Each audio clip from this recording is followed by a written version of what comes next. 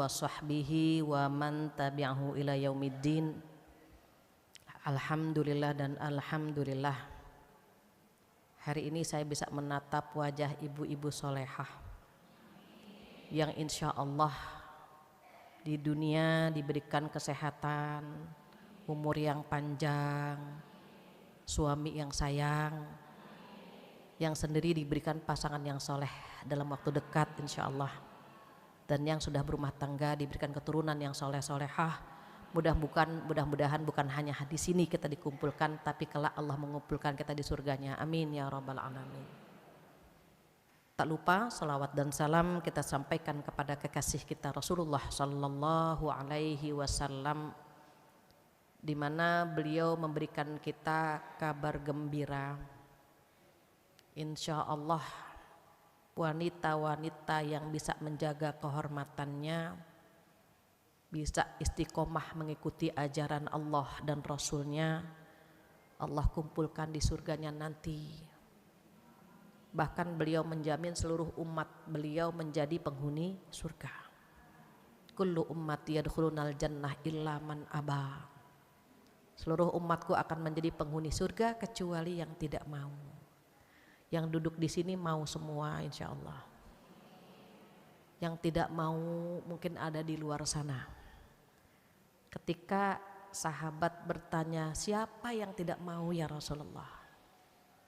Beliau menjawab, man ata'ani dakhalal jannah wa man asani faqad abah. Barang siapa yang taat kepadaku dialah orang-orang yang mau masuk surga, dan barang siapa yang bermaksiat kepadaku dialah orang-orang yang tidak mau masuk surga.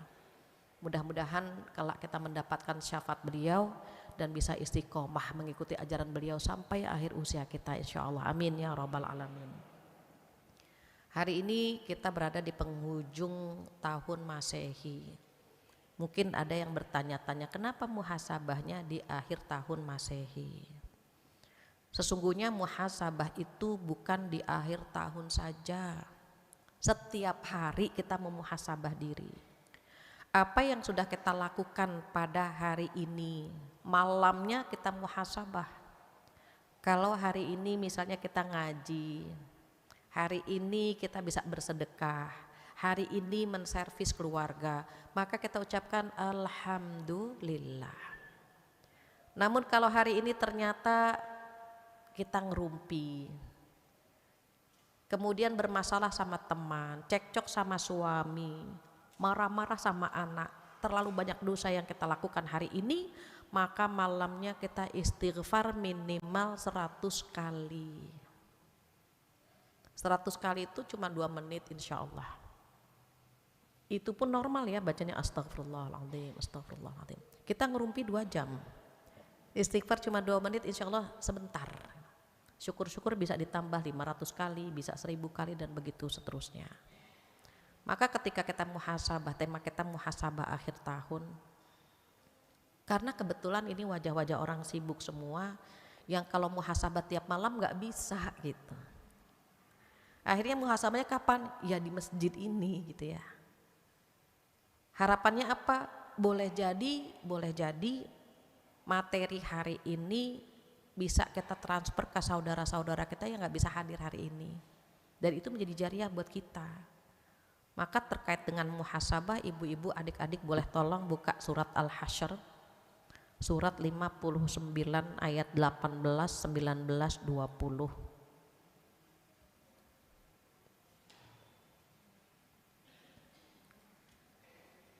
Yang sudah ketemu ayatnya boleh tolong dibacakan.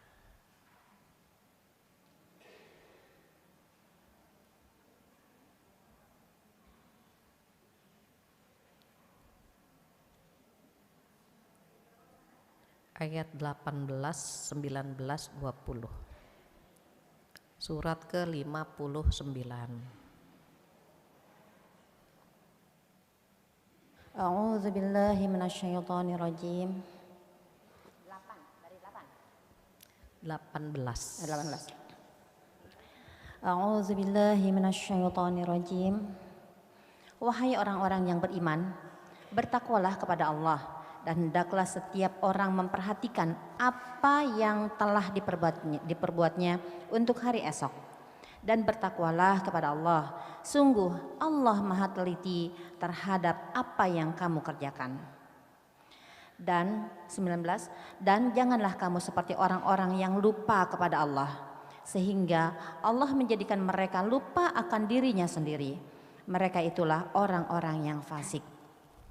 20, tidak sama para penghuni neraka dengan para penghuni surga. Para penghuni surga itulah orang-orang yang memperoleh kemenangan. Sadaqallahul azim. Sadaqallahul azim. Ketika Allah mengingatkan kita, saya boleh tahu nih usianya kira-kira berapa ya? 40-an, 30-an, 20-an, berapa ibu-ibu yang hadir? 20. Oh, ada yang 50. Protes ya, dibilang 20 harusnya bahagia, ini protes. Oh, terlalu muda. Ketika Allah memanggil kita, Allah tidak memanggil dengan kalimat wahai manusia. Bukan juga wahai orang Islam. Yang dipanggil sama Allah siapa? Ya ayyuhalladzina amanu. Wahai orang-orang yang beriman. Ada 4 hal yang disampaikan oleh Allah di ayat itu. Apa perintahnya? A'udzubillahi minasyaitonirrajim. Ya ayyuhalladzina amanuttaqullah. Pertama, ittaqullah, bertakwalah kepada Allah. Apa definisi takwa? Takwa itu bukan takut istri kedua. Takut kepada Allah. Takwa secara etimologi artinya takut. Takut sama Allah. Gimana kalau kita punya rasa takut? Enggak berani melakukan dosa, enggak berani melakukan maksiat. Takut. Takut kepada Allah, takut berdosa, takut mampir ke neraka, enggak berani. Even tantangannya besar, diajak selingkuh, enggak mau. Diajak ngerumpi, aduh takut gitu. Karena orang ini takut kepada Allah, gitu ya, maka Allah bimbing dia. Rasa takutnya itu membuat dia dekat sama Allah. Contoh nggak usah jauh-jauh, anak kita kalau menjalankan semua perintah kita dan meninggalkan larangan kita kan dia pede kan dekat sama kita. Tapi kalau anak yang melanggar terus, aduh ketemu mamanya takut kan, aduh ketemu ibu nanti jawabnya apa gitu. Nah orang yang bertakwa kepada Allah itu confident, dia minta sama Allah, dia dekat sama Allah. Kenapa? Karena dia takut gitu. Bukan berarti tambah jauh ya, tambah dekat. Kenapa? Karena secara terminologi atau secara istilah takwa itu artinya menjalankan perintahnya dan menjauhkan larangannya.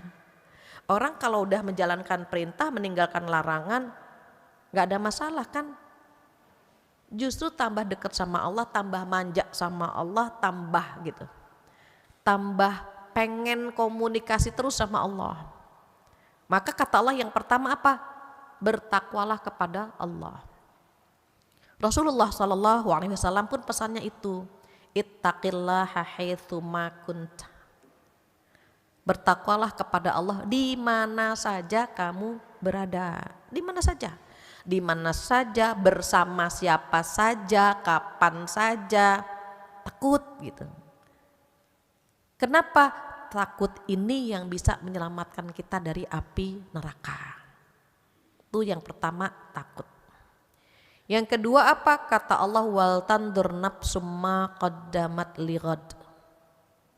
Dan hendaknya masing-masing individu menyiapkan bekal untuk hari esok. Hari esok itu apa? Hari kematian, hari kiamat. Pada saat kita sakaratul maut, bekalnya apa? Allah sayang banget sama kita, diingatkan kita. Udah bawa bekal apa gitu. Bekal yang kamu bawa sebanyak apa gitu, diingatkan. Kalau takut gak cukup, perlu bekal juga gitu. Ini di penghujung tahun banyak yang liburan, pergi keluar kota, pergi keluar negeri, pasti punya bekal kan? Pasti menyiapkan bekal yang banyak dari makanan, pakaian, ATM, tongsis, itu dibawa semua. Itu penting kan buat ibu-ibu itu narsis gitu ya. Itu dibawa, yang kaleng-kaleng, yang remeh-remeh saja dibawa gitu. Kenapa? Agar kita bisa memaksimalkan liburan tersebut bersama keluarga kita. Bayangkan itu perjalanan dunia dengan dunia. Keluar kota dunia, keluar negeri dunia. Bayangkan dunia dengan dunia, kita bawa bekal sedemikian rupa. Kenapa? Karena kita nggak mau kelaparan, karena kita nggak mau mati konyol, karena kita nggak mau menyusahkan orang lain. Terus ke negeri akhirat kita pede gitu nggak bawa bekal. Apa nggak takut nanti dihadapkan di persidangan Allah, ditanya bekalnya apa? Nggak takut gitu. Kalau kita ke negeri akhirat nggak bawa apa-apa. Maka Allah mengingatkan, hendaklah masing-masing individu menyiapkan bekal untuk hari esok, hari kematian, hari kiamat. Saat kita bertemu dengan Allah Subhanahu wa ta'ala, apa yang sudah kamu bawa gitu. Nah, Allah ketika tahu kita bingung bekalnya apa, Allah pun memberikan solusinya. Kata Allah, tengok surat Al-Baqarah 177. Pintu kebaikan aku sediakan lewat jalan itu. Ada 4 pintu. Di surat Al-Baqarah 177, boleh dibantu biar mungkin teman-teman yang belum dapat ayatnya bisa mendengarkan. A'udzu billahi minasyaitonir rajim. Kebajikan itu bukanlah menghadapkan wajahmu ke arah timur dan ke barat. Tetapi kebajikan itu ialah orang yang beriman kepada Allah di hari akhir, malaikat-malaikat, kitab-kitab dan nabi-nabi, dan memberikan harta yang dicintainya kepada kerabat, anak yatim, orang-orang miskin, orang-orang yang dalam perjalanan atau musafir, peminta-minta, dan untuk memerdekakan hamba-hamba sahaya dan melaksanakan salat dan menunaikan zakat, orang-orang yang menepati janji apabila berjanji, dan orang yang sabar dalam kemelaratan, penderitaan, dan pada masa peperangan. Mereka itulah orang-orang yang benar, dan mereka itulah orang-orang yang bertakwa. Masya Allah. Shadaqallahul azim. Kata Allah, kalau mau nyari bekal, di antaranya di ayat itu. Bekal itu kita cari hubungan vertikal dengan Allah dan hubungan horizontal dengan manusia. Cari bekal kita yang pertama hubungan dengan Allah. Hubungan dengan Allah apa? Rukun iman. Di situ disebutkan ada 5 rukun iman yang Allah sampaikan kepada kita. Ini rukun iman ini bukan hanya kita hafal, tapi kita amalkan. Yang pertama saja, ketika Allah menyampaikan kebajikan itu bukanlah menghadapkan wajah ke timur dan barat, tetapi kebajikan itu adalah beriman kepada Allah. Kita bilang kita beriman kepada Allah, tapi sering kita lupa mengingat Allahnya saat kita bahagia. Kalau misalnya kita dapat bonus, dapat rezeki, kita bilang apa? Ya Allah baik banget sih, ya Allah, gitu kan. Terus dapat pasangan 3T, takwa, tampan, tajir, ya Allah, Allah baik banget, gitu kan. Tapi ketika diuji, jarang kita bilang, ya Allah baik banget sih ngasih aku penyakit, jarang kan. Ya Allah baik banget sih utangku banyak gitu. Jarang kan. Seakan-akan Allahnya itu ada pada saat dia bahagia. Terus ketika kita gak bahagia, seakan-akan Allah sedang menjauh dari kita. Dan itu disampaikan di dalam surat Al-Fajr. A'udzubillahi minasyaitonirrajim. Fa'ammal insan idza mabtalahu rabbuhu fakramahu wa na'amahu fayaqulu rabbi akraman.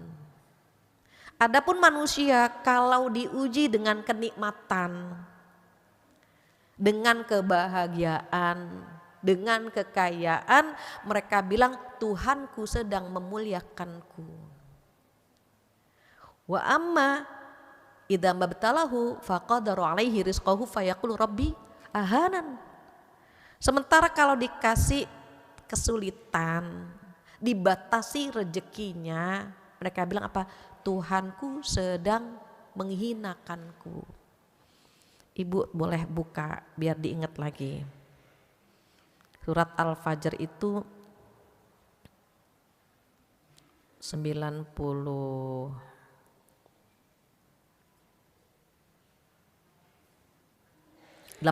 maaf.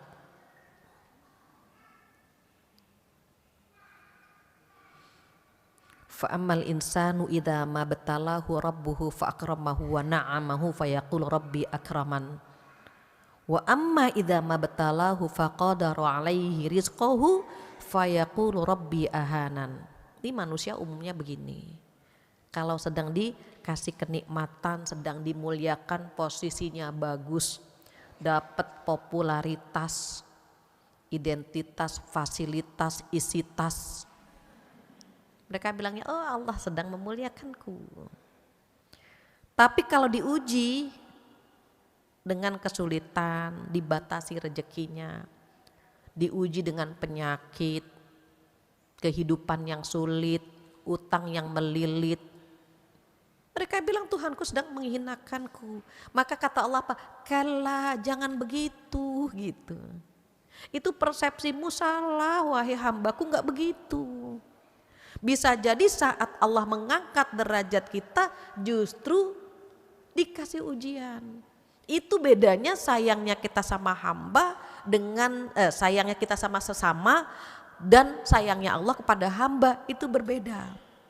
Ibu ketika anak cucu liburan seneng kan? Dikasih makanan yang enak, diajak jalan-jalan. Kenapa? Bentuk sayang kita kepada mereka, kita servis mereka. Nak, kita kumpul-kumpul, kita makan-makan, kita jalan-jalan. Kenapa? Itu bentuk sayang kita kepada mereka. Kalau Allah sayang sama hambanya justru dengan ujian. Pinggang sakit, pasti nyebutnya ya Allah pinggang sakit. Allahnya keluar kan gitu. Ya Allah mana pala pusing, Allahnya keluar kan gitu. Jadi ketika Allah cinta sama kita justru Allah ngasih ujian kepada kita dan ujiannya disesuaikan dengan kemampuan kita, dengan keimanan kita. Kenapa? Itu bentuk sayangnya Allah kepada kita. Maka beriman kepada Allah itu saat kita bahagia maupun saat kita sedang susah ingat kepada Allah. Karena yang ngasih kebahagiaan dan yang ngasih kesulitan itu sama Allah juga gitu. Maka konsekuensi kita membawa bekal atau konsekuensi kita pengen punya bekal yang indah, yang baik, maka perbaiki hubungan kita dengan Allah Subhanahu wa Ta'ala.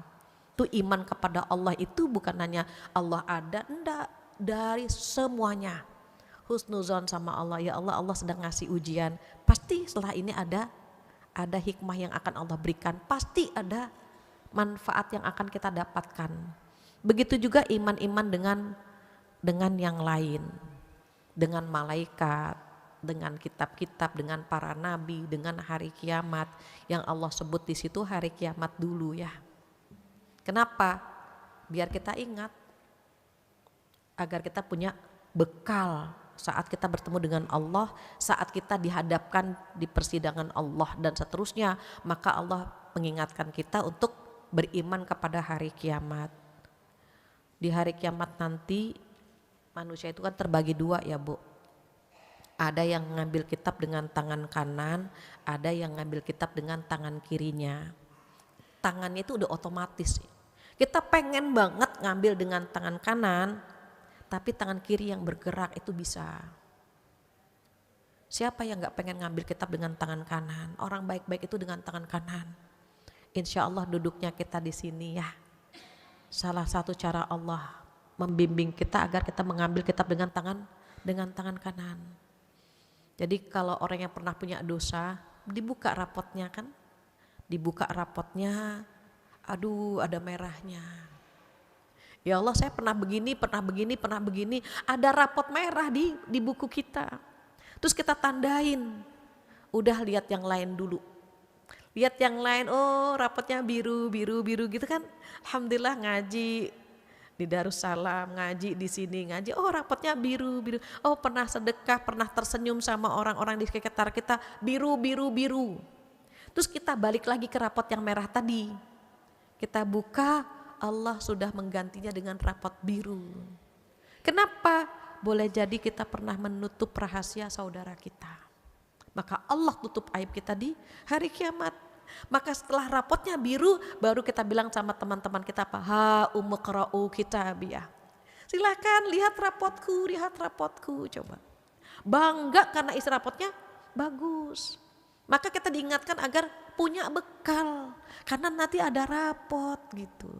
Nggak sia-sia kok kita duduk di sini, nggak sia-sia kita misalnya menservis keluarga, karena boleh jadi itu adalah bekal. Tapi yang pertama hubungan dengan Allah, bekal vertikal itu hubungan dengan Allah lebih baik lagi. Beriman dengan malaikat, nih malaikat ngerupin kita nih Bu. Barakallah kata malaikat raqib, nih malaikat raqib CCTV-nya Bu. Tuh pagi-pagi ngapain nih dia, yang pertama datang siapa, yang telat siapa, itu ada CCTV-nya. Pagi-pagi yang bangun bikin sarapan siapa, yang masih tidur siapa, ada CCTV-nya Bu. Nanti malaikat raqib lapor ke Atid, ya Atid catat dia pagi ini Masya Allah. Dia sholat subuh tepat waktu, kemudian dia menyiapkan sarapan untuk keluarga. Itu lapor kepada Atid dan Atid mencatatnya. Jadi malaikat itu ngerumpin kita setiap saat. Sama halnya ketika ngaji pulang, tiba-tiba ada yang komentar, ngeliat Bu Fulanah nggak? Iya. Baju sama jilbab nggak matching ya? Iya. Kata Raqib, astagfirullahaladzim, Atid nih dia nih. Baru pulang ngaji ngerumpi, catat lagi Bu. Makanya komputer itu nggak bisa ngisi amal kita. Dicatat nggak jadi kan Bu. Itu iman kepada malaikat, kepada Nabi, kepada Al-Quran dan seterusnya. Maka itu yang pertama. Kalau hubungan vertikal intinya akidah sih Bu ya. Hubungan sama Allah tuh lebih romantis gitu. Manja gitu sama Allah, ngadu sama Allah. Kayaknya ketika berdua-duaan dengan Allah itu udah nggak ada yang lain gitu. Gimana kalau kita pengen curhat sama Allah, pengen nangis sama Allah gitu kan. Jadi ketika adzan berkumandang, Allahu Akbar, adzan subuh Ibu, berarti gitu. Berarti terhenti komunikasi kita di waktu malam itu. Terus kalau misalnya nggak bisa, kan ada sholat 5 waktu. 5 waktu pun saat kita berkomunikasi dengan Allah kan keren juga. Bedanya apa? Kalau sholat 5 waktu kan wajib. Kalau orang bisnis itu cuma kembali modal kita. Orang kalau dagang kan bukan hanya pengen kembali modal kan Bu, pengen dapat apa? Untung. Nah yang untung itu dari amalan sunnah. Banyak Ibu. Rasulullah ngasih amalan sunnah banyak banget.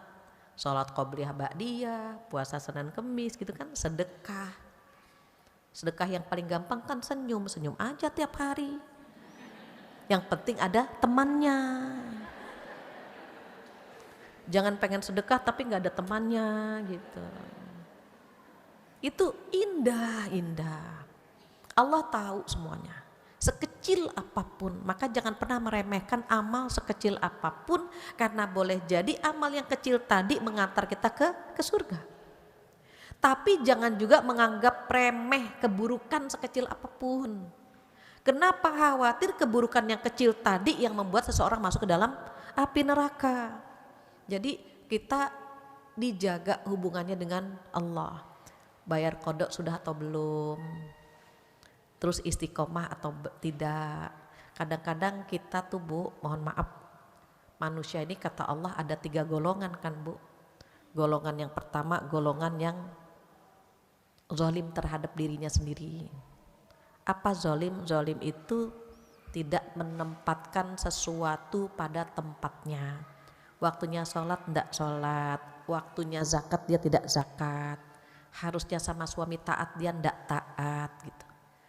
Harusnya sayang sama anak dia tidak sayang, harusnya membersihkan hati dia tidak membersihkan. Itu kata Allah kelompok nomor 1 itu di surat Fatir ya, surat Fatir surat ke-32 ayat 35.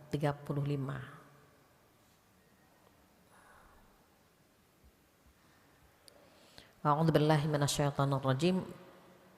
35 surat 35, maaf Ibu. Surat 35 ayat 32. Saya ketukar.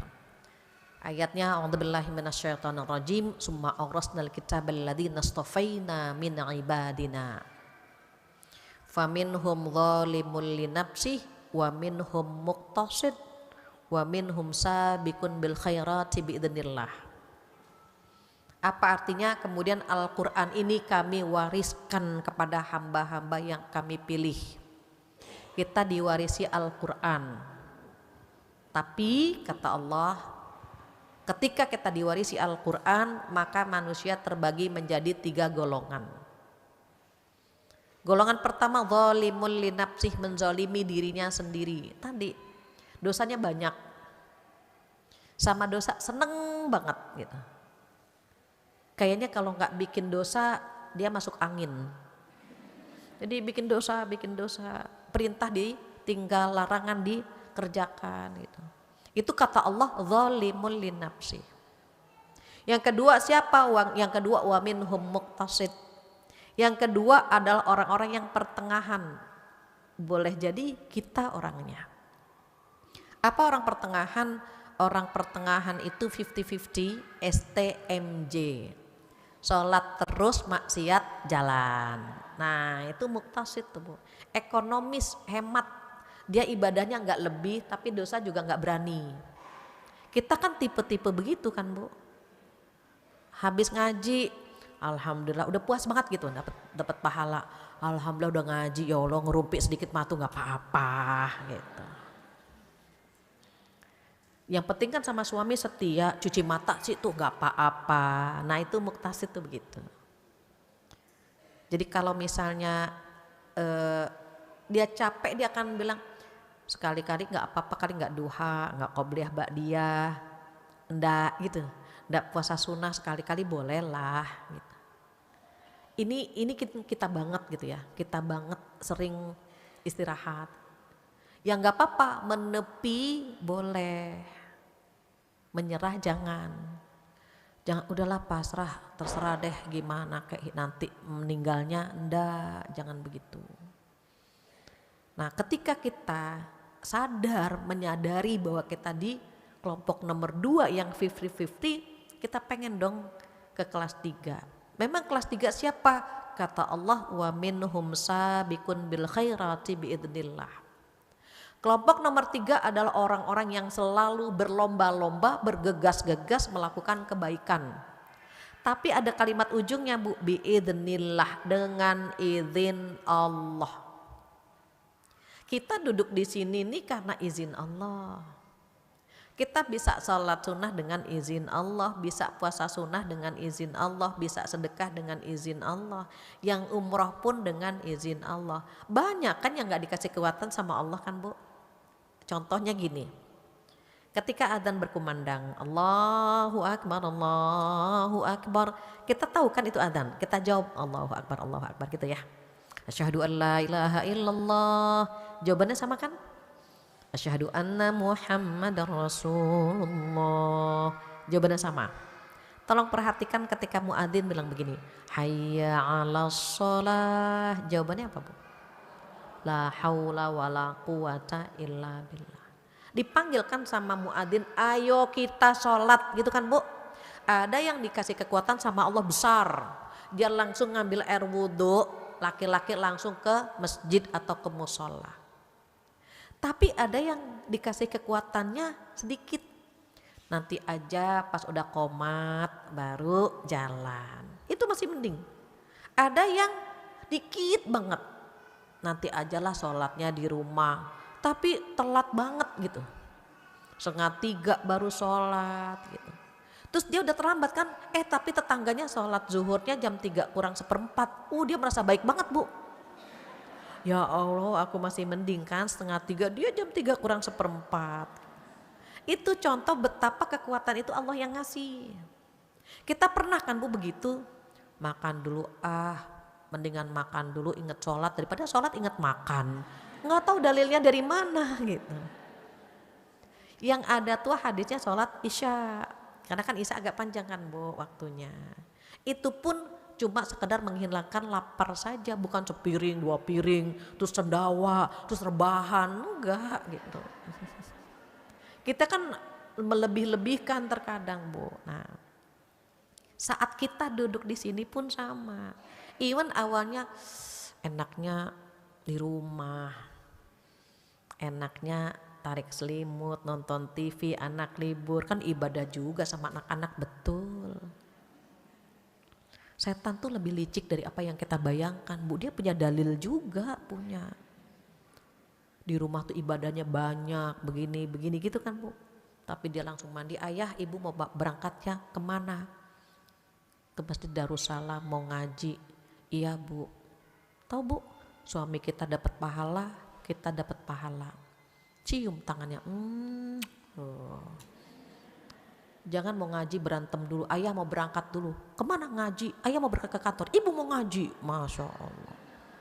Ayah duluan, ibu duluan gitu kan. Akhirnya doanya jadi keras. Assalamualaikum, waalaikumsalam. Kan assalamualaikum kan artinya semoga kamu selamat gitu kan. Tapi kalau kita teriak begitu kan jadi semoga kamu selamat, kamu juga selamat kan gitu bu. Cooling down. Ya udah ayah berangkat dulu, dampingi sampai ke pintu, cium tangannya, ibu izin ya ayah, iya. Kita berangkat ngaji.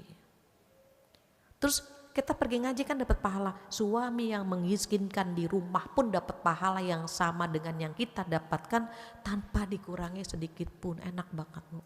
Salam untuk suami. Ayah terima kasih udah ngizinin ibu ngaji. Nanti ayahnya bilang ya Allah ibu kok tambah soleha pas ngaji. Kenapa bisa begini? Korban pengajian. Enak kan korbannya baik. Gitu.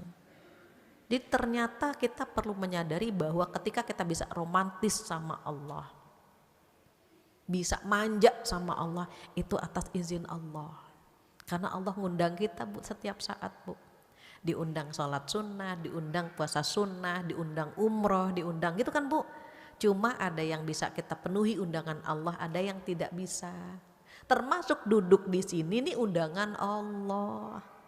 Kita diundang, jangan lupa ngaji yuk. Kita langsung datang gitu kan bu. Kenapa? Allah yang bimbing kita ke sini, tanpa izin Allah kita nggak duduk di sini. Maka hubungan dengan Allah kita perbaiki, itu muhasabah kita agar menjadi bekal. Itu nomor 1 ya bu, hubungan vertikal. Yang kedua apa? Hubungan dengan manusia, horizontal. Kita cek sama-sama bagaimana hubungan kita dengan orang tua kita. Orang tua kita bangga gak sih punya anak seperti kita? Orang tua bangga gak sih dengan perilaku kita? Orang tua itu seneng gak sih punya anak kayak kita gitu bu? Anak perempuan itu bisa menghalangi orang tuanya dari api neraka. Maka kalau kita punya suami baik banget, dia ngizinin kita menjalin silaturahim dengan orang tua, dia bantu kita untuk bisa taat sama orang tua, itu Masya Allah keren banget bu suami seperti itu. Kenapa? Karena kita pun sama, ayah udah transfer buat ibu belum? Ayah udah nengok ibu belum? Ayah jangan lupa ya, kita kan nanti dapat bonus atau dapat rezeki, jangan lupa ibu dikirim ya ayah. Karena kita mengingatkan suami kita, maka suami kita pun akan melakukan hal yang sama gitu. Karena kita tahu anak laki-laki itu dari kecil sampai dia meninggal itu milik orang tuanya. Kita sebelum menikah milik orang tua. Setelah menikah ketaatan kita bertambah dengan Suami. Suami yang sayang akan membantu kita tuh Bu. Taatlah sama ibumu gitu. Kita pun sama. Begitu juga orang tua yang paham, nak, taat sama suami ya nak. Biar ibu dapat pahala nak. Kalau kamu gak taat sama suamimu, ibu gagal mendidik kamu menjadi istri yang baik. Taatlah sama suamimu nak.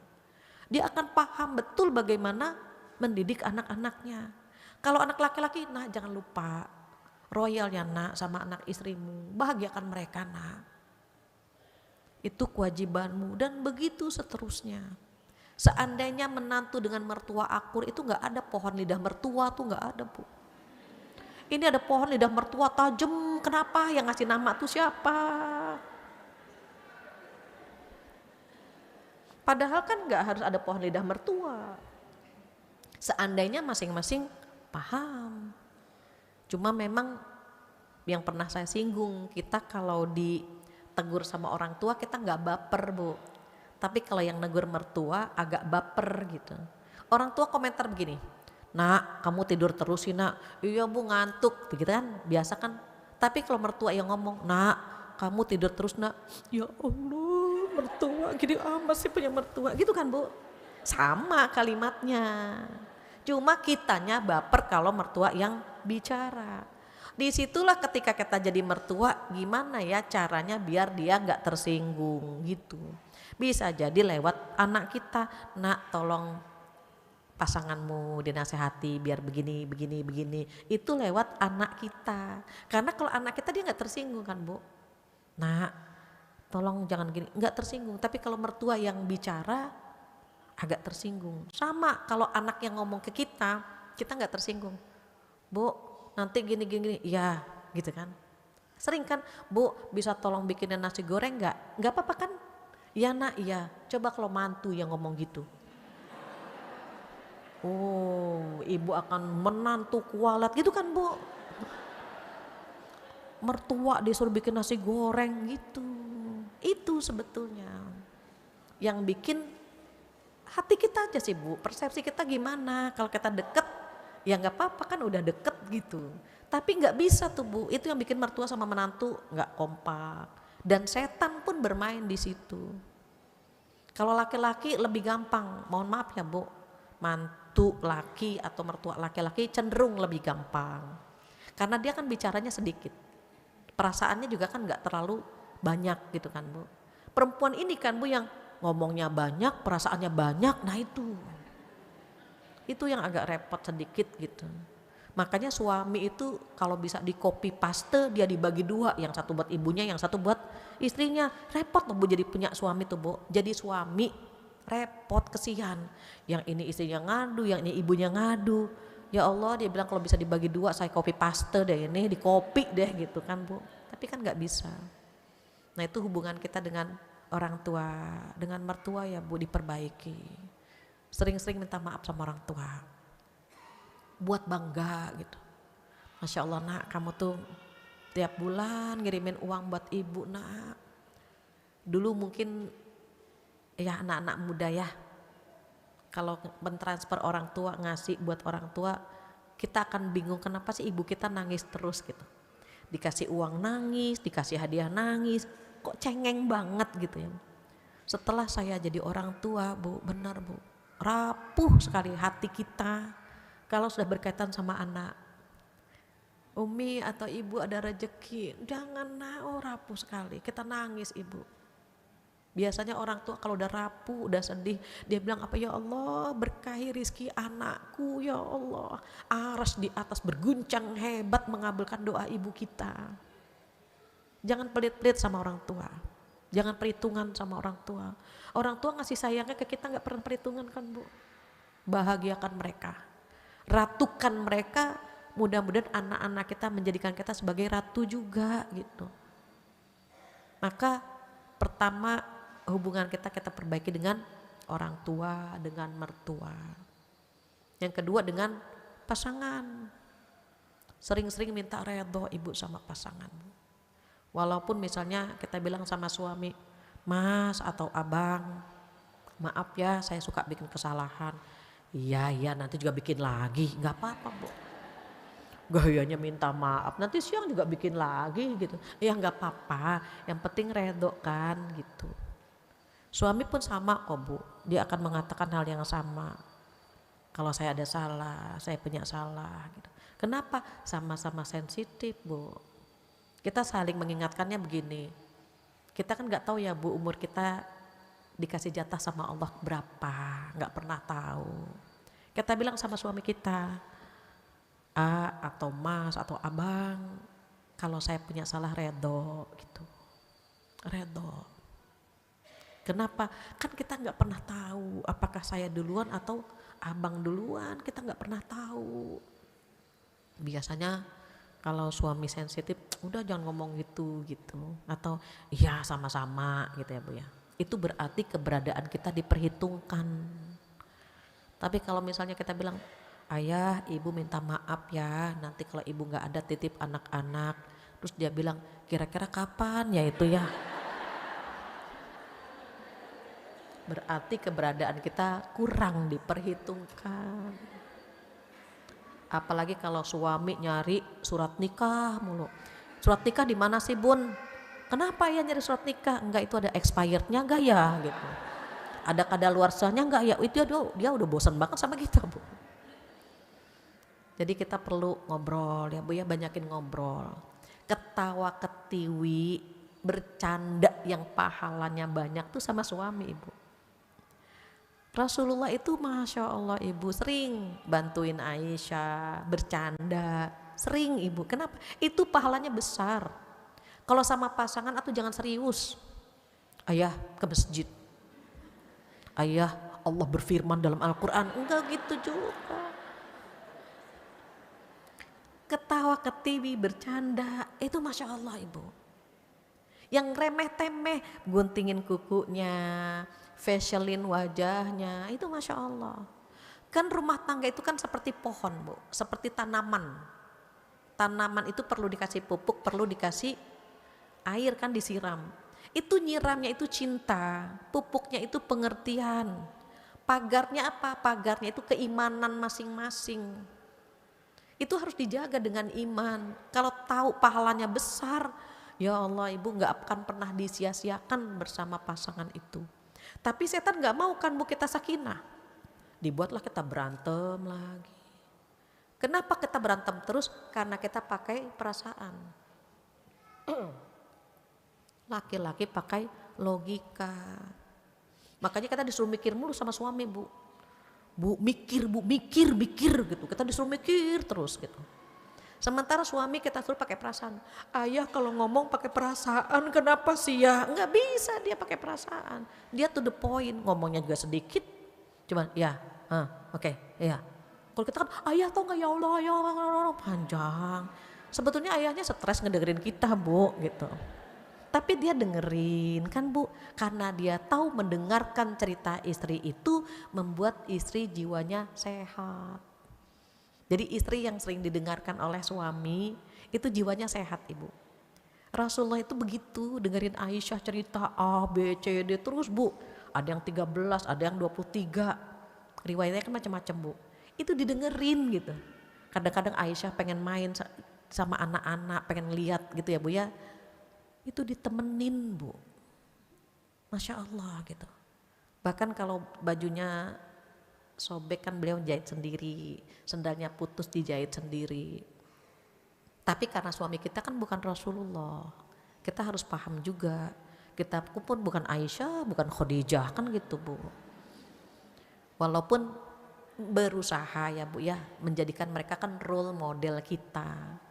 Jika usia kita lebih tua dari pasangan kita, jadilah kita Khadijah. Dan jika usia kita lebih muda dari pasangan kita, jadilah Aisyah. Khadijah itu wise Bu, bijaksana, tutur katanya menenteramkan gitu. Solutif ya Bu, kalau Rasulullah curhat didengarkan, tuh Khadijah begitu. Kalau Aisyah cerdas, lincah gitu. Tapi bukan berarti kita lompat sana lompat sini kayak belatung nangka, enggak juga Bu, enggak gitu segitunya gitu. Aisyah tuh pinter gitu, pinter. bagaimana kalau begini, itu pinter memang, ngapal hadis dan seterusnya, itu masing-masing punya kelebihan. Nah kita jadikan pahala kita lewat itu tuh Bu, lewat anak ya Bu ya, orang tua sudah, coba lewat pasangan, coba lewat anak-anak, nih dielus, cium, dari mana-mana, anak bunda udah bangun, cium. Mau ngaji, bunda ngaji dulu ya, bunda ikut sebentar kok, sebentar gitu. Ya sayang ya, tuh ditenangin, dielus-elus, nggak usah galak-galak lah. Bunda ikut, mulai, ini apa nih, nggak usah. Kan kita mau dapat pahala dari ngaji, tapi anak kita sedih, gimana dong? Masa udah sedih dimarahin lagi? Mulai, nih, tuh nggak usah. Kita tenangin, bunda sebentar kok. Ibu nyenengin anak tuh, itu pahalanya seperti memerdekakan hamba sahaya. Bikin mereka tertawa, itu pahalanya seperti nangis di tengah malam Bu, kalau kita tahu itu. Anak-anak itu ladang pahala banget buat kita. Nanti cucu liburan, ya Allah cucu kita datang, kita cium. Ini anak mantu bawa koper, kita udah langsung ya dia bawa koper, ya lama nih kayaknya nih. Justru kita berpikirnya alhamdulillah dia betah di rumah kita, dia mau liburan di rumah kita. Negatif itu dibuang, positif aja, alhamdulillah anak cucu mau liburan, insya Allah rezeki kita berkah, betul berkah Bu. Ada aja rezekinya buat mereka yang hadir di rumah kita. Kan mereka datang ke rumah kita, mereka bawa rezeki buat kita. Mereka pulang dari rumah kita, mereka bawa musibah dari rumah kita, bawa penyakit, kan begitu. Jadi dinikmati hubungan kita dengan sesama, terutama siapa? Orang-orang yang kita cinta. Teman, sering-sering ditraktir Bu temen tuh. Kenapa? Itu pahalanya pahala sedekah. Makan-makan yuk, tanggal merah, aku traktir bakso misalnya gitu. Sudah Bu, gak usah bilang sedekah, gak usah. Aku traktir yuk makan bakso. Kenapa? Biasa sedekah. Ya Allah, itu bakso nyangkut di sini Bu. Ya Allah, ini bakso sedekah kita makan gak ketelen Bu. Gak usah dibilang sedekah, Allah sudah nyatet. Nih anak-anak liburan kita bahagiakan, kita belikan mainan Bu, itu pahala sedekah semua itu Bu. Masya Allah, Masya Allah. Gampang, enak kalau kita mau. Bekal itu kan gak harus vertikal, ada horizontal juga Bu. Pengennya kita meninggal nih Bu, mereka tuh punya kesan sama kita semua gitu loh Bu. Siapapun yang pernah kenal sama kita berkesan. Anak-anak kita tuh gak hafal, kita ini dulu kuliahnya S1 atau S2 jurusannya apa, oh anak-anak gak hafal Bu. Yang mereka hafal, yang mereka ingat hanya kebersamaannya bersama kita. Yang mereka ingat itu. Dulu kita begitu kan Bu, ketika dibawa liburan sama orang tua kita ingat terus. Anak-anak kita juga sama. Walaupun gak liburan, di rumah kita masak-masak, bakar-bakar. Itu berkesan buat mereka. Kenapa kita bahagiakan? Karena ada pahala di sana. Bahagiakan mereka. Sebelum mereka meninggalkan kita atau kita meninggalkan mereka. Bahagiakan. Nanti nyesel Bu, kalau dia kenapa-napa, ya Allah nyesel ya suami belum bahagia atau anak-anak belum bahagia. Tapi dia sudah meninggalkan kita, sedih kan Bu. Penyesalan itu kan pasti di akhir. Karena kalau di awal pendaftaran namanya. Diingat tuh Bu, kebaikan-kebaikan, pahala-pahala gitu ya Bu ya. Harapannya apa? Harapannya itu menjadi amal pemberat timbangan kita. Kita evaluasi sama-sama.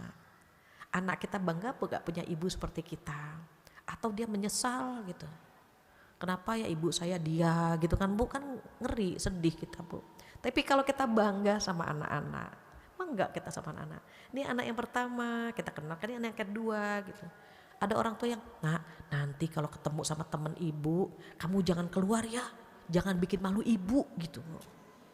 Itu anaknya juga malu punya ibu kayak kita, kalau katanya malu.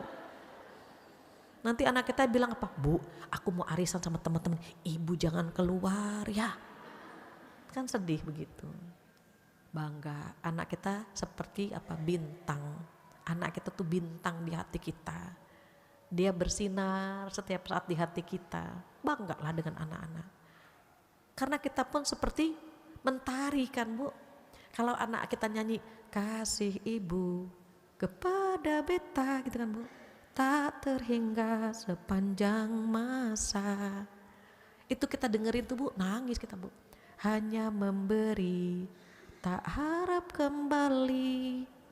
Bagai sang surya menyinari dunia. Kita dengerin Allah, kenapa dia pakai hati nyanyinya. Bagai sang surya, kita itu seperti surya di mata mereka. Menyinari, terus gitu kan Bu. Luar biasa. Terus kalau mereka menjadikan kita seperti mentari, kita jadikan apa? Bintang di hati kita. Anak-anak tuh bintang, bersinar terus gitu Bu ya. Kita terima dengan semua kekurangan, semua kelebihannya kita terima. Kenapa? Nanti hubungan kita deket banget sama anak. Gak pernah nyium, dia tidur kita cium. Gak pernah meluk, dia tidur kita peluk. Karena kalau dia melek, dia bangun, dia malu. Gak biasa. Ya udah kita meluknya saat dia tidur, ciumnya saat dia tidur, dia tahu kok Bu. Oh ibuku sedang menciumku, oh ibuku sedang memelukku, dan begitu seterusnya. Buat oma-oma yang punya cucu juga sama. Ciumlah cucu-cucu kita. Yang cucunya 1, 2, 3 cium, cucu oma datang. Bahagiakan mereka, pahala insya Allah. Dan boleh jadi itu yang bikin kita masuk surga. Seorang kakek terheran-heran lihat Rasulullah Bu nyium cucunya, diciumin cucunya gitu Bu.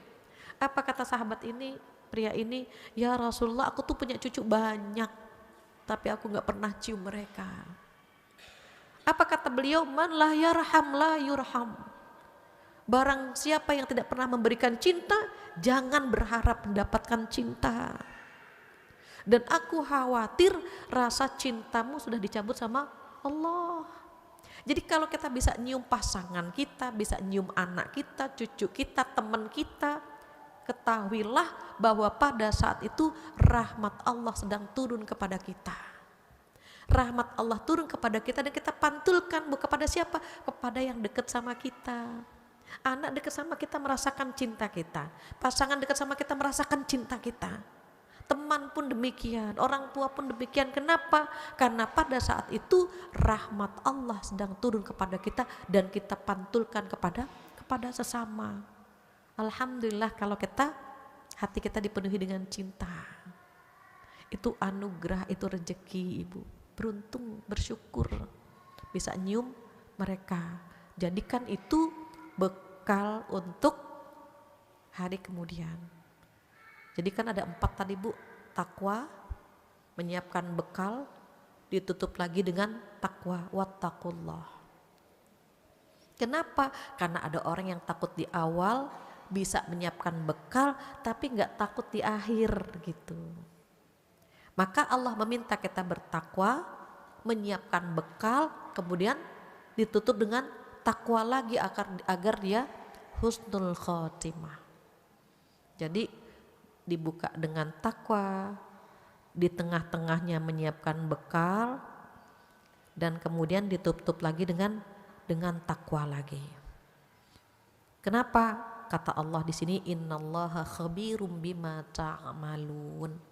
Karena Allah maha teliti banget Bu terhadap apa yang kamu lakukan. Terakhir kata Allah apa? Wala takunu kalladzina nasullaha fa'ansahum anfusahum. Dan janganlah kamu seperti orang-orang yang lupa kepada Allah. Orang kalau lupa sama Allah otomatis lupa sama dirinya sendiri. Bahasa gampangnya dia lupa diri gitu.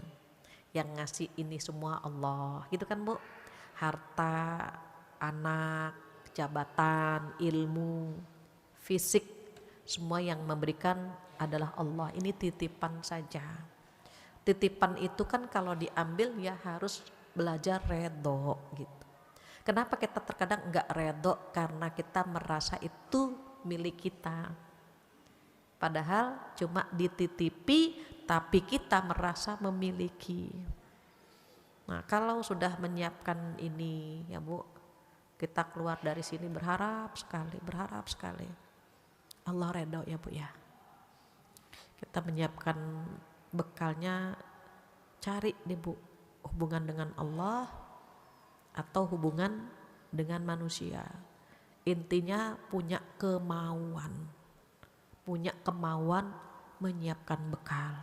Dan mudah-mudahan duduk di sini pun termasuk sebagai bekal untuk hari kemudian.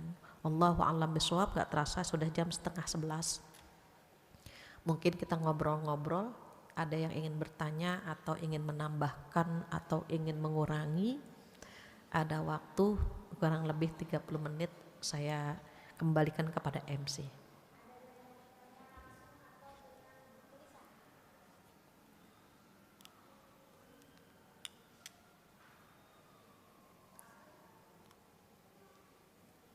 Ada yang mau bertanya langsung Ustazah? Baik. Bismillahirrahmanirrahim. Assalamualaikum warahmatullahi wabarakatuh. Waalaikumsalam warahmatullahi wabarakatuh.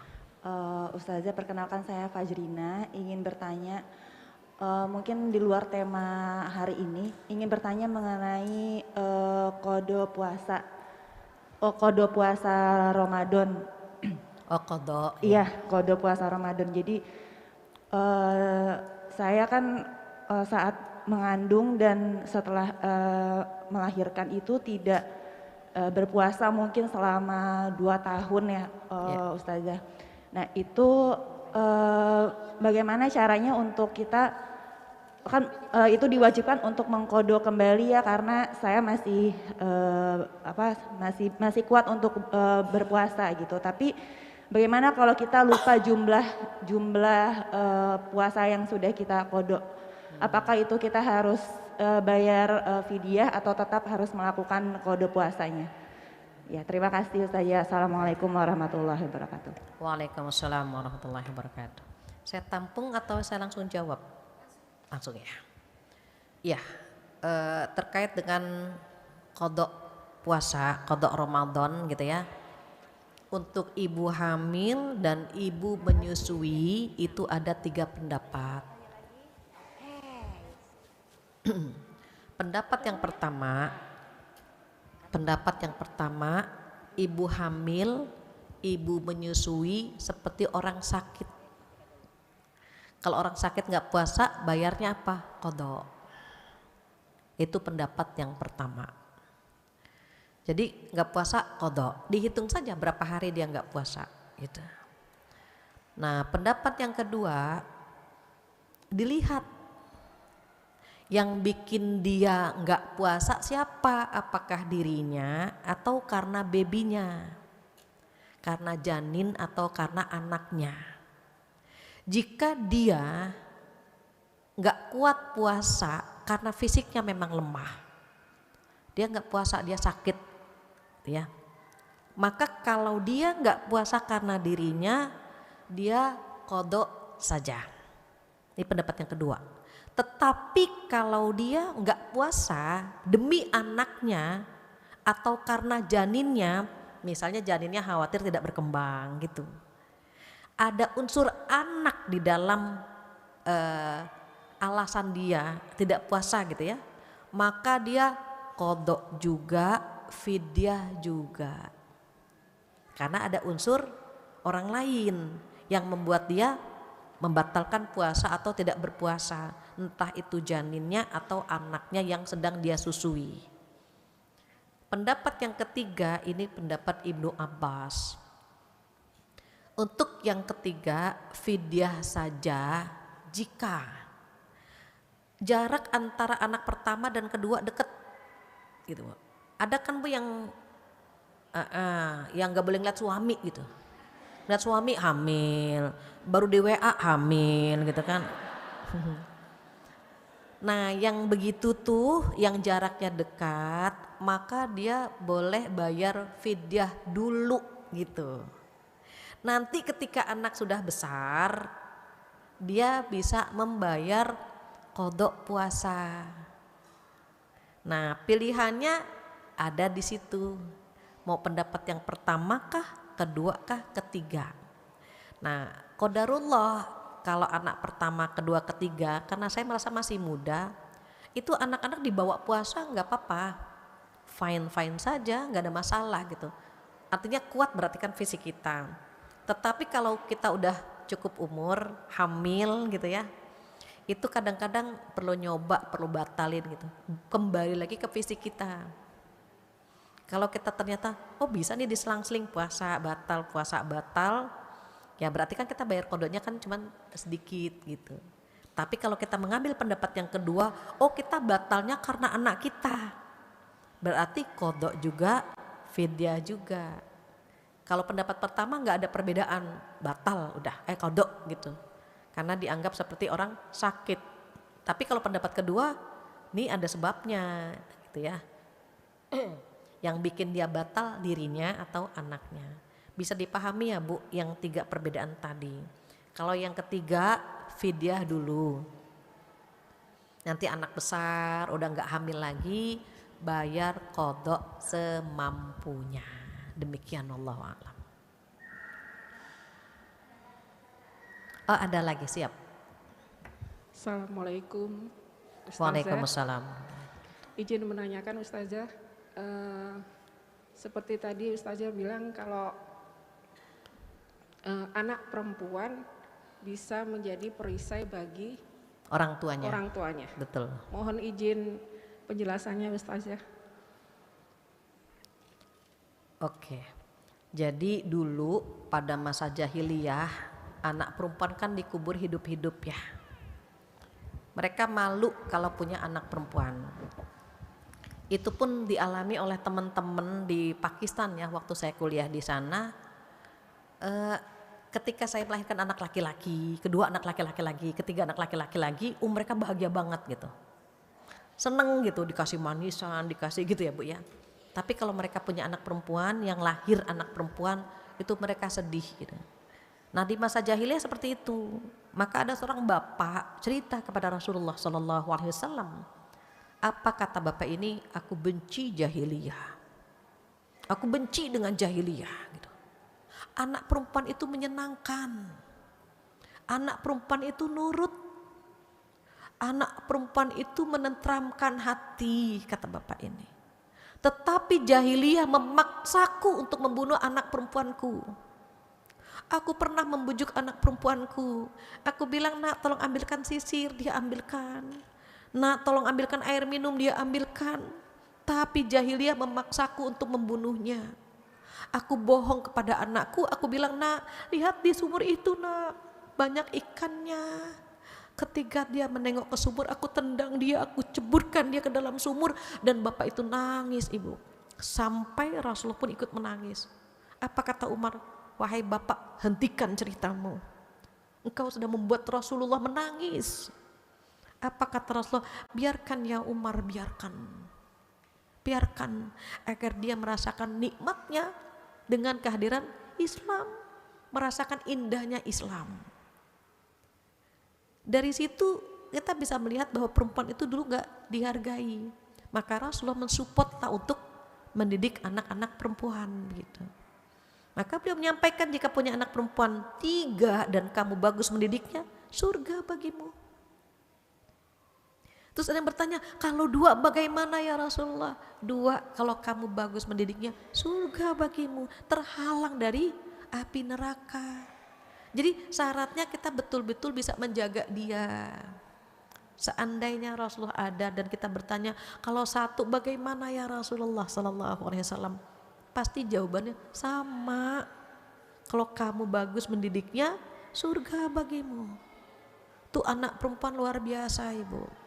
Karena sulit gitu ya Bu ya, sulit menjaganya. Dan dia harus kita lepaskan pada saat dia menikah. Maka kadang kalau orang tua melepas anak menikah suka nangis kan Bu. Dia menangis apakah nanti anaknya ini mendapatkan pasangan yang tepat gitu.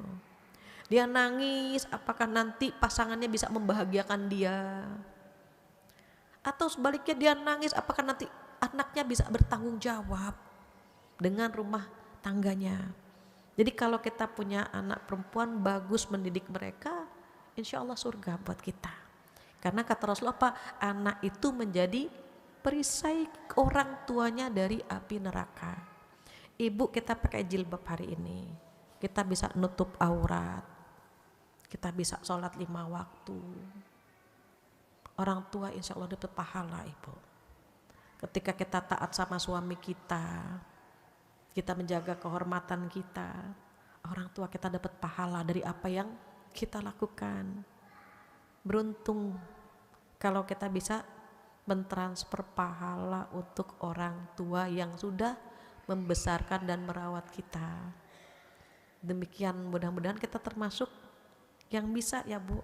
Kalau dulu, ini perlu disampaikan Bu, dulu ketika saya termasuk yang kolot ya Bu, orang tua saya tuh protektif sekali.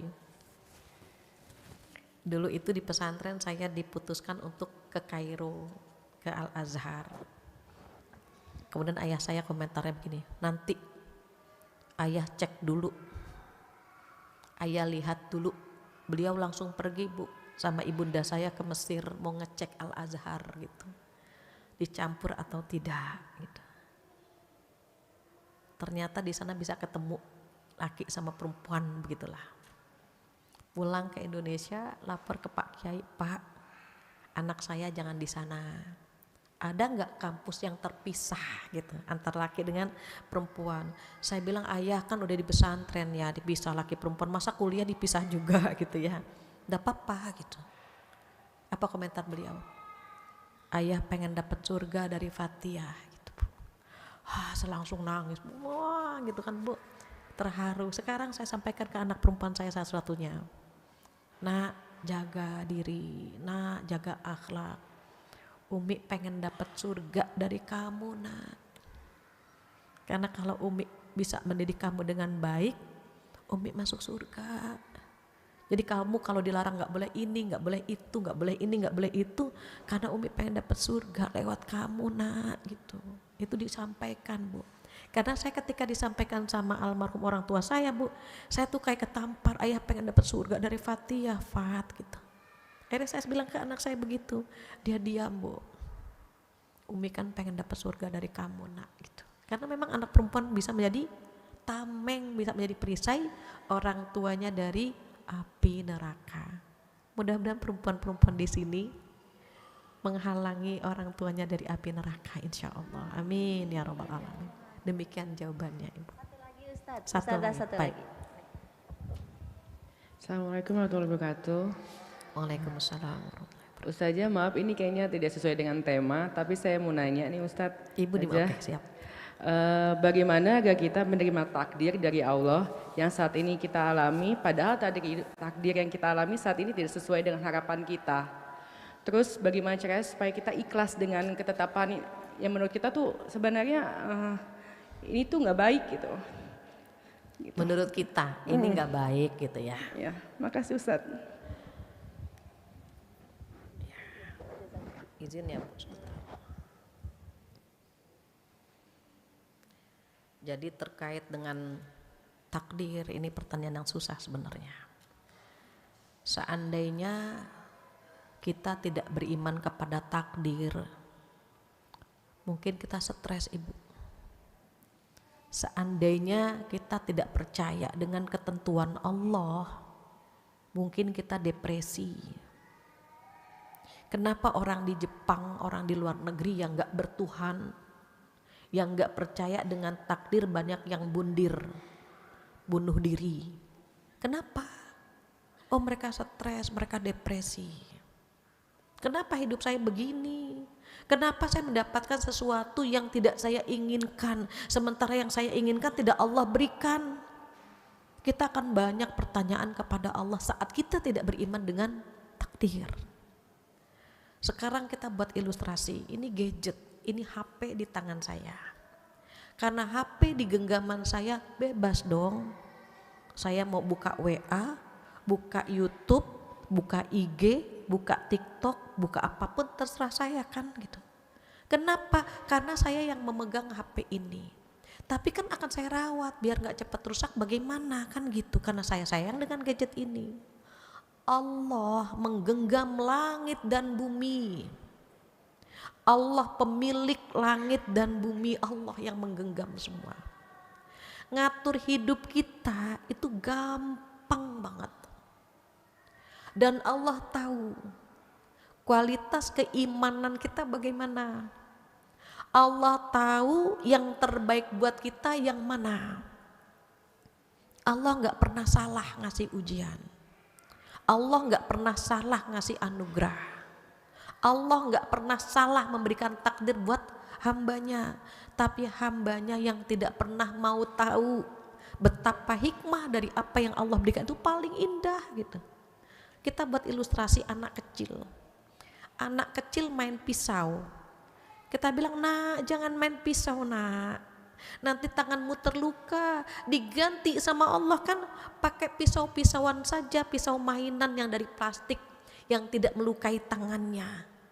Tapi anak itu gak mau kan Bu? Nggak mau, aku maunya pisau yang itu. Kenapa dia kekeh? Ngeyel mau pisau yang asli? Karena dia gak tahu kalau pisau itu melukai dia. Sekarang manusia gak pernah tahu yang terbaik buat dirinya apa. Allah kasih, Allah ganti gitu kan. Dan itu kata kita, aku gak mau yang itu. Kita nggak pernah tahu, justru yang dikasih sama Allah itu yang bisa menyelamatkan kita. Yang kita mau bisa jadi mencelakakan kita. Maka kata Ali apa? Kalau aku berdoa dan doaku tidak dikabulkan, aku bahagia. Karena itu berarti kehendak Allah. Tapi kalau kita berdoa gitu kan Bu, kemudian Allah mengabulkan, itu kan berarti kehendak kita. Nah manusia suka sok tahu.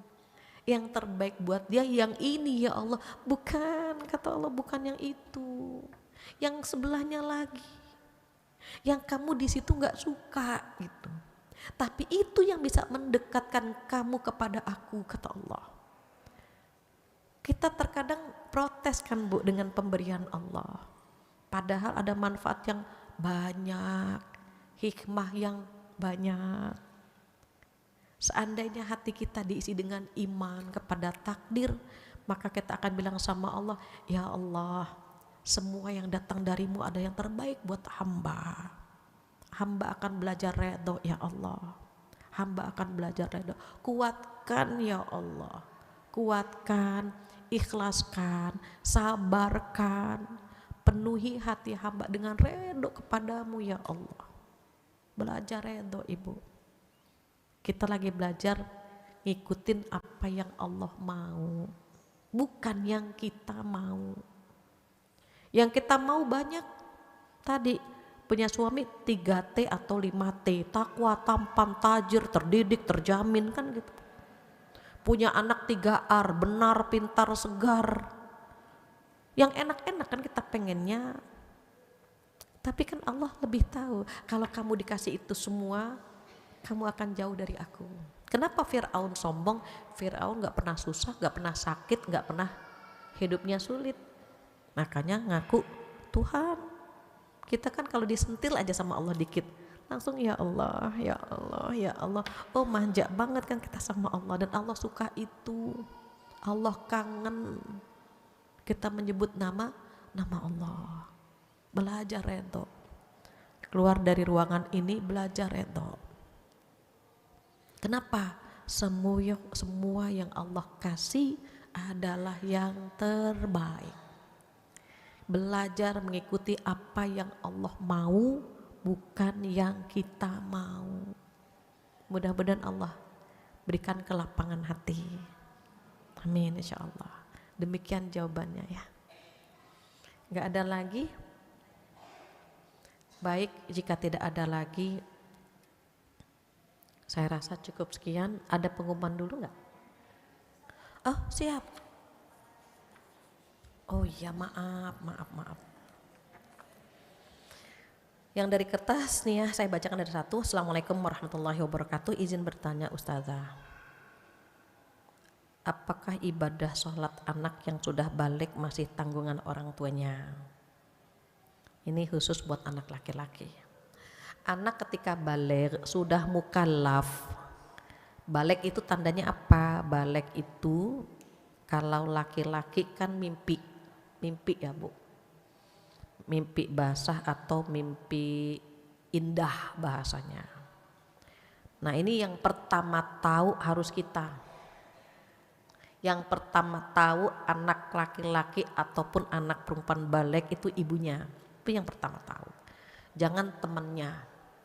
Banyak anak-anak sekarang yang mimpi itu jadi bahan lelucon di antara teman-temannya. Kamu mimpi siapa? Kamu siapa? Masuk masjid belum mandi hadas besar. PR buat para orang tua. Jadi ketika anak laki-laki sudah balik, dia bisa cerita sama orang tuanya, ayahnya atau ibunya. Terus bagaimana kita sampaikan, nak, kamu udah mimpi ya. Kita lihat ekspresinya, kalau dia bilang mimpi apa bun? Mimpi indah. Oh makan es krim. Oh bukan. Mimpi indah itu mimpi yang lihat perempuan ya Bu, gitu. Ibu saya tadi gagal, ibu izin ya Bu, saya ambil lagi. Jadi kalau misalnya kita punya anak laki-laki udah balik, maka kewajiban kita menyampaikan bahwa dia punya tanggung jawab kepada siapa? Kepada Allah. Sholatnya, puasanya, zakat kalau dia udah kerja. Itu kewajiban kita Ibu. Maka dilatih ketika umur berapa? 7 tahun. 7 tahun, mohon maaf ini banyak ibu-ibu yang gini Bu. Bu Fatia anak saya umur 17. Terus dia gak kuat puasa, boleh bayar fidyah gak? Umur 17. Saya bilang yang boleh bayar fidyah itu kalau udah dugem, duduk gemeter. Itu baru boleh bayar fidyah. Ini 17 tahun mau bayar fidyah. Saya bilang kenapa bayar fidyah Ibu? Dia gak kuat puasa. Saya bilang emang gak pernah dilatih. Itu dia Bu, karena saya berpikir nanti aja kalau udah balik. Ternyata Bu gak bisa dia puasa Bu. Terus gimana dong? Rasulullah udah ngasih cara kan Bu. Umur 7 tahun diajarkan sholat, dilatih puasa, latih nutup aurat. Nanti ketika masa murahakoh, ketika dia mendekati balik, dia sudah biasa mengerjakan perintah Allah semua. Kalau sudah mimpi, udah Bu, balik kita cium, Allah Masya Allah anak bunda, udah balik ya nak ya, sekarang dosa dan pahala kamu tanggung semuanya sendiri.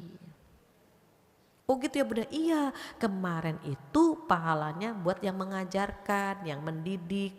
Kalau bunda yang ngajarin, pahalanya buat bunda. Makanya anak-anak sekarang itu pinter Bu, kalau kita bilang, nak puasa ya sayang ya, sholat ya nak. Aku tahu kenapa bunda nyuruh aku puasa sama sholat, biar bunda dapat pahala kan gitu. Dia tahu pahalanya buat kita. Tapi itu kan karena kita mengajarkannya Bu. Nanti ketika udah usia 9, 10 masa murahakoh, nah itu udah penuh tuh Bu, udah paham banget gitu. Batasan aurat, paham puasa, sholat dan seterusnya. Maka kata Rasulullah apa? Kalau umur 10 tahun enggak sholat boleh dipukul. Tapi kan dengan pukulan sayang. Anak bunda gimana sih enggak sholat? Anak bunda gimana? Bukan dengan hukuman yang sifatnya menakutkan ya Bu. Ali pun berkata apa? Kalau kalian memukul anak, nih ketiak jangan terbuka. Bisa dibayangkan Bu, kalau ketiak terbuka tuh mukulnya sakit Bu, pak gitu kan Bu. Ini enggak terbuka ketiaknya. Anak bunda gimana sih belum sholat? Kan dikit lagi balik gitu Bu. Udah dikasih warning. Nih anak dikit lagi balik nih. Udah dikasih warning sama kita. Terus dari umur berapa? 7 tahun. Makanya 7 tahun sudah bisa diusahakan ya Bu. Bisa baca Quran dan Koran. 7 tahun bisa baca Quran dan Koran. Nanti ketika mendekati masa murahaqah 10 tahun, udah semuanya bisa tuh Bu. Perintah Allah semoga sudah bisa ditunaikan dengan maksimal. Terus gimana? Kalau udah balik udah lepas tangan kita. Tapi kalau kita tidak pernah menanamkan, tidak pernah mengajarkan, khawatir kita dimintakan tanggung jawab oleh Allah Subhanahu wa taala. Anak itu kan titipan. Kita khawatir berdosa ketika kita tidak pernah mengajarkan kebaikan dan nilai-nilai Islam kepadanya. Demikian Allah alam. Begitu, gak ada lagi yang di kertas ya. Baik ibu-ibu solehah, alhamdulillah jam 11 ya, mendekati jam 11. Saya rasa cukup sekian pertemuan kita hari ini. Jika ada kesempurnaan milik Allah saja karena Allah maha sempurna. Sementara kekurangan dari saya, mohon dibukakan pintu maaf yang sebesar-besarnya. Kita baca Al-Fatihah bersama-sama untuk saudara kita di Palestina ya Bu. Mudah-mudahan Allah memberikan mereka kekuatan, kesabaran. Yang syahid Allah berikan surga tanpa hisab. Begitu juga untuk ibu-ibu yang hadir hari ini, jika ada di antara kita yang sedang sakit, semoga Allah sembuhkan. Yang punya masalah Allah selesaikan masalahnya. Yang punya hajat Allah kabulkan hajatnya. Mudah-mudahan anak-anak kita menjadi penyejuk hati kita. Pasangan kita menjadi imam yang terbaik buat kita. Dan kita termasuk hamba Allah yang selalu diistiqomahkan sampai akhir usia kita. Ala hadihin niyah wa likulliyatin solehah. Al-Fatihah. A'udzubillahi minasyaitonir rajim. Alhamdulillahi rabbil alamin. Ar-Rahmanir Rahim. Maliki yaumiddin. Iyyaka na'budu wa iyyaka nasta'in. Ihdinas siratal mustaqim. Siratal ladzina an'amta 'alaihim ghairil maghdubi 'alaihim waladdallin. Amin. Rabbighfir lana wa lana amin. Dan kita tutup dengan doa penutup majlis bersama-sama. Subhanakallahumma wa bihamdika asyhadu an la ilaha illa anta astaghfiruka wa atubu ilaik. Wabillahi taufiq wal hidayah. Assalamualaikum warahmatullahi wabarakatuh.